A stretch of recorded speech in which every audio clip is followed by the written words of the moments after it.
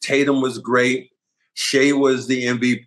And you can look at Jokic. Is Jokic right now maybe the best player, that one of the best players we've seen at that position? And no offense, I love Querim. I love Wilt.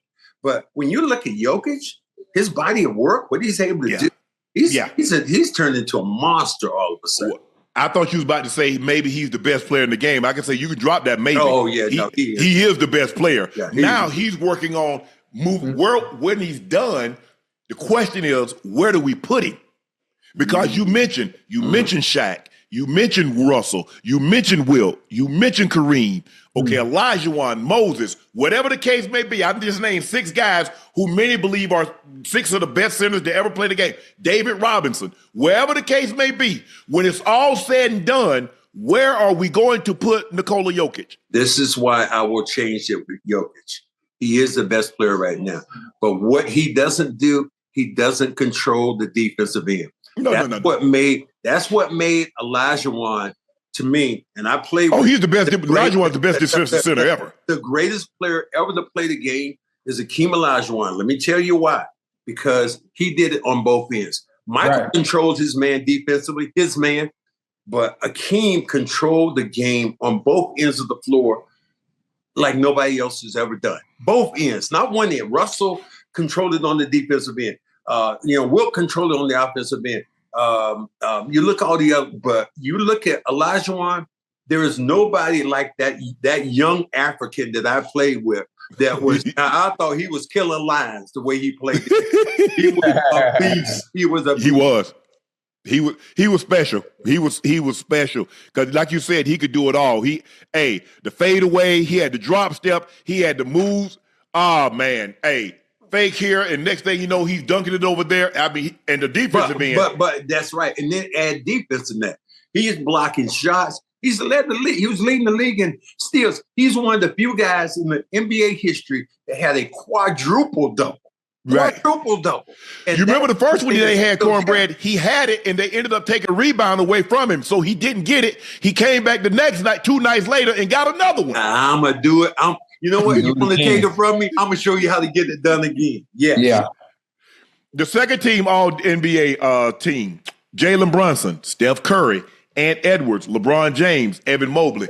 You remember, Cornbread, the way they used to do it, they used to take 2 guards, they used to take a center and a small and a big. Now they say it's positionless. You might have 5 guards be all first team All-NBA. You might have 5 bigs be first team All-NBA. Because if you look, you basically got three guards with Brunson, Curry, and Ant-Man, and then you basically got 2 forwards, LeBron and Evan Mobley. The game has changed from what I knew. In my era, I had 1-3 for my entire career. I look at Steph Curry right now. Steph Curry, as much as I think about him, he changed the game. He has changed the game. I talked to his dad, and I said, man, your son, I hate the fact he's changed the game. He's destroyed the NBA the way and his dad said, you know what? There are a lot of shot takers, but not a lot of shot makers. And when you think about that boy, his quick release, his handling of the basketball, I didn't see it coming. I asked his dad, I said, did you see him being that good? His dad said, no, I didn't see this. So the second team you picked up, I think you could easily say that qualifies. Chad Holmgren was a guy I might want to put in there because of the record that Minnesota had. I might have him in there. But they did have another guy that make it. The third team All-NBA selection was Cade Cunningham.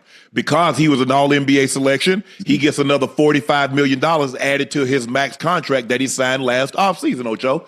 Tyrese Halliburton, James Harden, Cat, Karl Anthony Towns, and last but not least, Jalen Williams. So OKC did have 2 guys to make the All-NBA team. And remember, Lou Dort made the All-Defensive team. So they got 3 guys that's an All-NBA selection. 2 on basically the offensive side, the other 2 and the other one on the defensive side. Here's the thing that I love about that, but I'm a hate, is the fact that the NBA rules, salary caps, is going to destroy that particular team because you can't keep that team together. No. OKC. So you're going to make it so that, I love super teams. I didn't like the Lakers when they were winning, obviously, but I love the Bulls. You know, I love the dominant teams like that. But, you know, now because you have the salary cap structures and the aprons that they talk about, OKC is not going to have all those guys. They made it cost prohibitive. They didn't want any more super teams anymore. Why?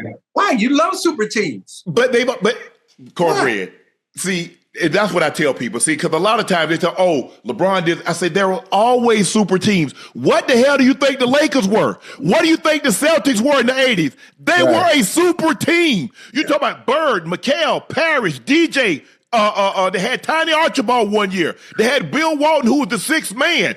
Who I got traded for. Oh, Bill Walton, yeah. Damn, that hurt. That hurt. And you got Magic. Think about it. You got Magic, Kareem, James Worthy. You got Michael Thompson. Yeah. You got Jamal. Come on, people. That was a super team. See, here's the thing.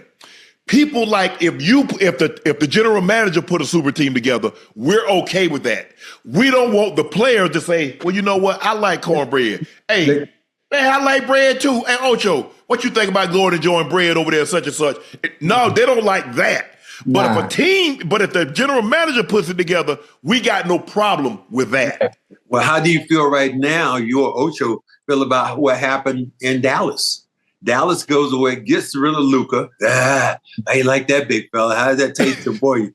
They get rid of Luka, and then they turn around and they get the kid from Duke. This team, they're going to be dangerous next year. They are. Yeah. If they can get healthy, and you got Kyrie Irving coming back, that team could be really dangerous. And to me, what it does is pushes the Lakers that much further down. I don't want to see it. Hey, but let me ask you this. The Mavericks do have that first pick. Now, there's going to be a conversation sometime in the coming days between Giannis and Milwaukee's front office. Would you be willing to part with that number one overall draft pick for an opportunity to bring Giannis and pair him with AD and Kyrie when he comes back? Bye-bye first round draft choice. Look, I don't know what Cooper might do, but I know what Giannis is doing.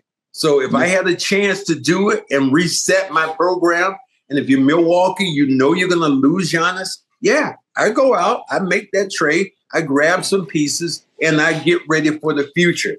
But, you know, in that case, yeah, I make that deal all day because we know what Giannis is capable of doing. He's a proven product, Shannon. Ocho, that's what he is. He's a proven product. He is not a bus rider. He's a damn bus driver, and that's what we look for. Hold on, Conrad, I got a question for you. Let's say they do get rid of Cooper Flag, right? Mm-hmm. Does go to the Bucks. Does Giannis come in and automatically make the Mavs